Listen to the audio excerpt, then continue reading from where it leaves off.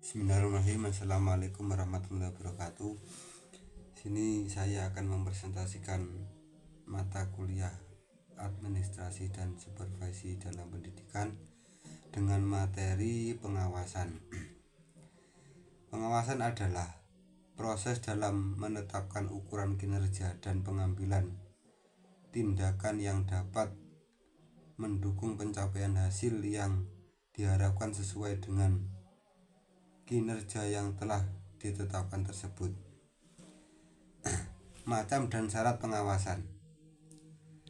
Yang pertama, macam-macam pengawasan menurut ruang lingkupnya. Yang kedua, menurut objek pengawasan. Yang ketiga, menurut waktu. Yang keempat, menurut pihak yang mengawasi. Terus syarat pengawasan. Yang pertama, mendukung sifat dan kebutuhan kegiatan. Yang kedua, melaporkan setiap penyimpangan yang terjadi. Yang ketiga, mempunyai pandangan ke depan. Yang keempat, objektif, teliti dan sesuai dengan standar.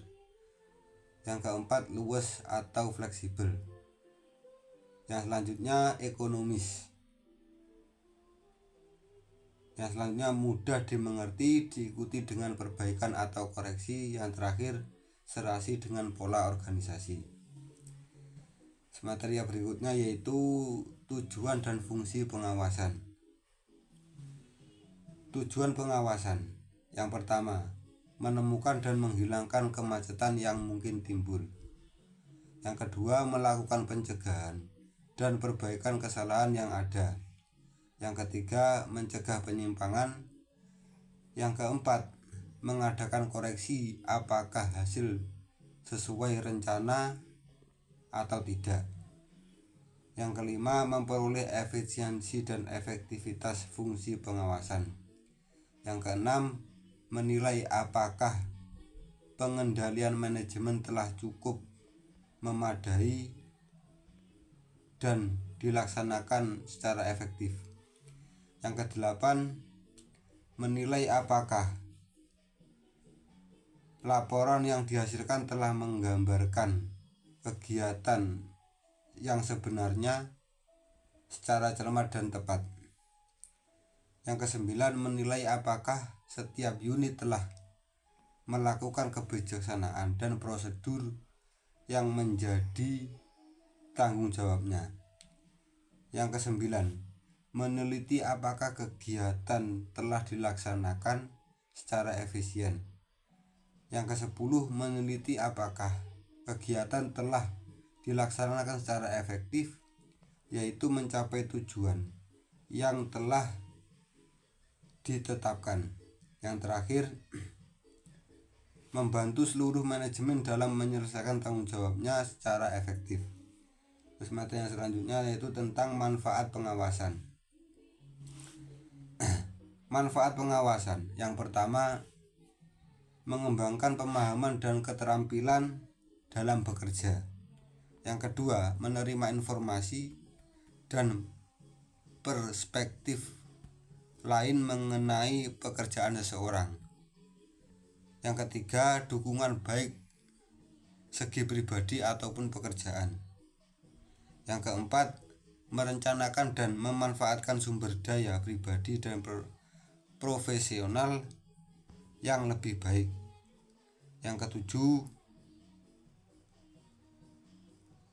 menjadi proaktif bukan reaktif. Yang terakhir, memastikan kualitas pekerjaan. Terus bidang-bidang pengawasan.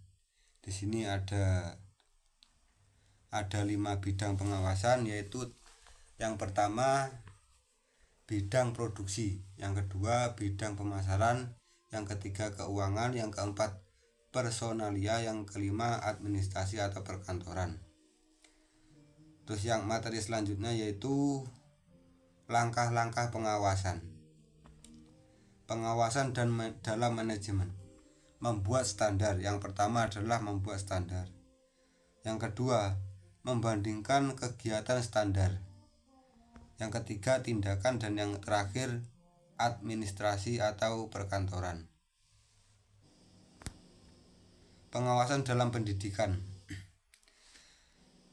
Yang pertama, mengordinasikan semua usaha dan program.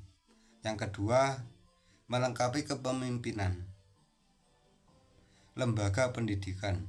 Yang ketiga, memperluas pendidikan pengalaman pimpinan lembaga. Yang keempat, menstimulasi usaha-usaha yang kreatif dalam pendidikan. Yang kelima, memberikan fasilitas dan penelitian yang terus-menerus. Yang keenam, menganalisis situasi internal dan eksternal lembaga pendidikan. Yang ketujuh, memberikan pengetahuan atau skill pada setiap pelaksanaan program. Yang terakhir, membantu meningkatkan kemampuan kerja pelaksana program.